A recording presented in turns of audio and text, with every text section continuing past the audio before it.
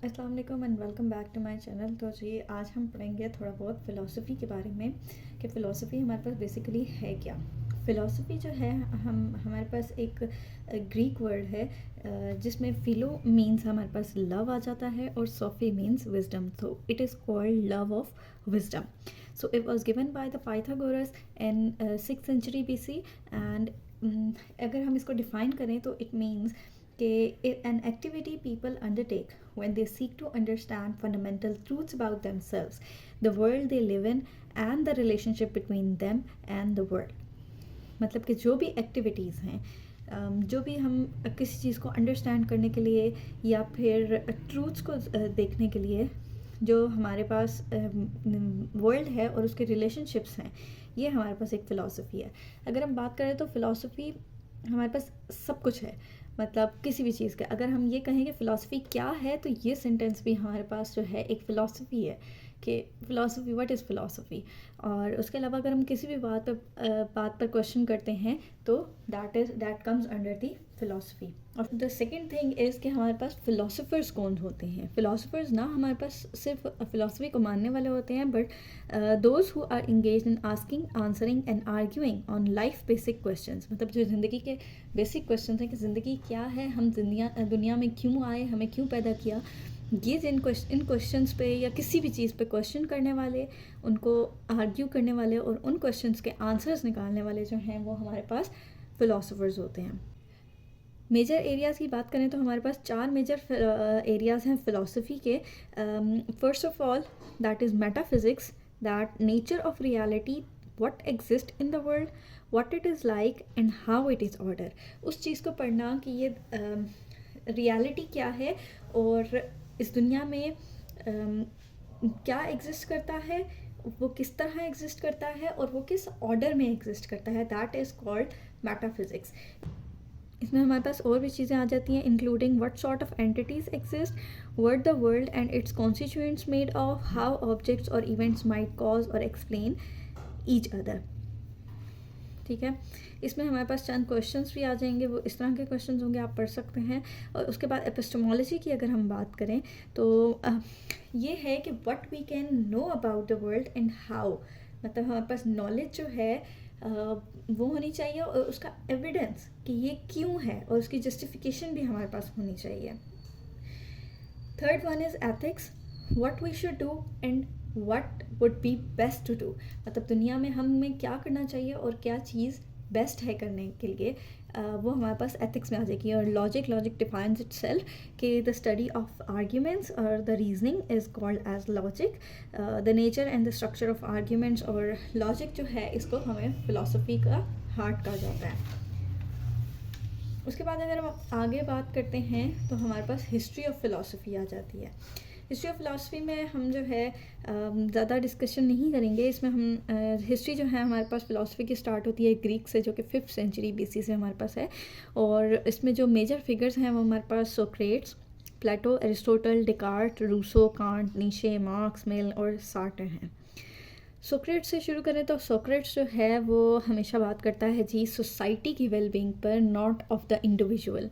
ठीक है, ये कहता है कि ह्यूमन चॉइस जो है वो एक हैप्पीनेस के डिज़ायर के लिए मोटिवेटेड होती है। मतलब हम जो हैं वो सिर्फ हैप्पीनेस के लिए जो हैं मोटिवेट होते हैं। इस मोटिवेशन की बेस पर हम जो है अपनी चॉइसेस लेते हैं। उसके बाद प्लेटो की बात आ जाती है तो प्लेटो कहता है कि world is the imitation of other, happiness is the highest aim of moral thought. अब प्लेटो कहता है कि this world is the imitation of other. Plato का ये मानना है कि इस दुनिया के अलावा भी कोई दुनिया है जो कि ये जो दुनिया है वो उस वर्ल्ड की इमिटेशन कर रहा है, ये रियल वर्ल्ड नहीं है, ये उसकी एक दूसरी इमेज है। और वो कहता है कि happiness is the highest aim of moral thought, कि हमारे पास जो हैप्पीनेस है वो हमारे तमाम के तमाम काम करने की एक जो है वो वजह है।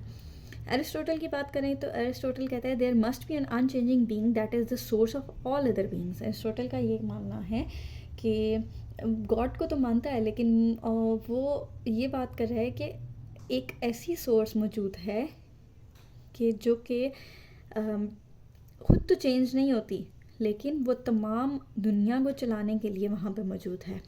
डेकार्ट क्या कहता है कि composite entity of mind and body, human जो है वो एक एंटिटी है माइंड और बॉडी का, कि माइंड हमारे पास एग्जिस्ट कर सकता है बॉडी के बगैर, लेकिन बॉडी हमारे पास माइंड के बगैर एग्जिस्ट नहीं कर सकती। वो कैसे नहीं एग्जिस्ट कर सकती? क्योंकि वो कहता है कि अगर हम बात करें तो पुराने लोगों की, हम अगर डेकार्ट की बात ले लेते हैं कि आज डेकार्ट मौजूद तो नहीं है, लेकिन डेकार्ट का काम हमारे साथ मौजूद है। तो that is the mind that is present in today time but not the body. Next Rousseau की बात करें तो रूसो कहता है कि man is born free but chained everywhere. ये हज़रत उमर ने भी हमें बात की थी कि इंसान जो है वो पैदा तो मतलब फ्री विल के साथ किया गया है, लेकिन वो हर तरफ अपने ज़ंजीरों में कैद है। अब वो ज़ंजीरें कौन सी हैं? वो ज़ंजीरें उसकी थॉट्स हैं, कि कोई भी जो है वो ग़ुलाम या स्लेव नहीं पैदा हुआ, लेकिन हमारे दिमागों में है कि ग़ुलाम की औलाद भी ग़ुलाम ही होगी, तो ऐसा नहीं है। और दूसरी बात रूसो कहता है कि man is the slave of his on needs. यहाँ पे उसने ये नहीं कहा कि वो अपनी ख्वाहिशात का ग़ुलाम है, उसने कहा कि इंसान अपनी ज़रूरियात का ग़ुलाम है। नेक्स्ट हम कांट की बात करें तो इसने फ़िलासफ़ी ऑफ फ्रीडम के बात की। If you don't have freedom you can do और fulfil your moral responsibilities, that is clear. नीचे की तरफ आ जाएँ तो नीचे कहता है कि there is no space in human life for daydreaming. और दूसरा ये बात कहता है कि जो इंसान है वो आज के इंसान से कई ज़्यादा स्ट्रॉन्ग होना चाहिए था। People should be stronger than what they are. और इसी फ़िलासफ़ी को जो है इकबाल ने भी जो है सपोर्ट किया था, बट उस पर बहुत सारी क्रिटिसिज्म की गई, और वो हम आगे पढ़ेंगे इंशाल्लाह। और मार्क्स की बात करें तो मार्क्स कहता है कि destiny is in our own hands, by equilibrium in political and economic acts we can control our destiny.